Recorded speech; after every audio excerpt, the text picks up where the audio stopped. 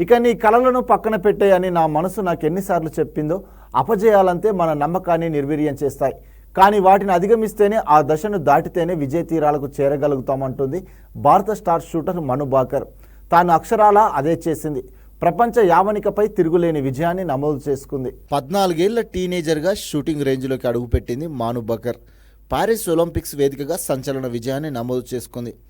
ఆమెది హర్యానాలోని గజ్జర్ దగ్గరున్న గోరియా గ్రామం. తండ్రి రామకిషన్ భాకర్ మర్చాంట్ నేవీలో పనిచేస్తుంటారు.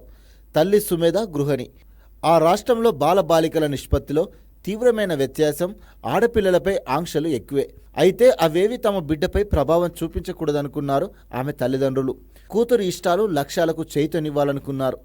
ఆడపిల్లలకు ఆటలెందుకన్న వారి మాటలు లెక్క చేయక కష్టసుఖాల్లో కూతురికి అండగా నిలిచారు.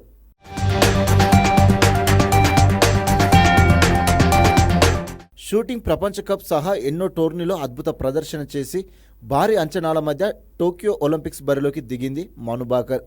అయితే ఆరంభంలో అదరగొట్టిన ఆమె పిస్టల్ తర్వాత మొరాయించడంతో మధ్యలోనే ఆటను ముగించాల్సి వచ్చింది.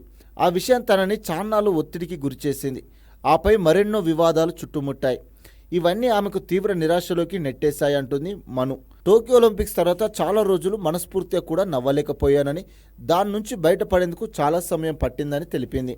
అయినా ఆట వదిలేయాలనుకోలేదని, ఎలాగైనా తిరిగి సాధించాలనుకున్నానని చెప్పింది. భగవద్గీతలో శ్రీకృష్ణుడు అర్జునుడికి ఫలితంపై కాకుండా కర్మపై దృష్టి పెట్టమని చెప్పాడని, నేను అదే చేశానన్నది.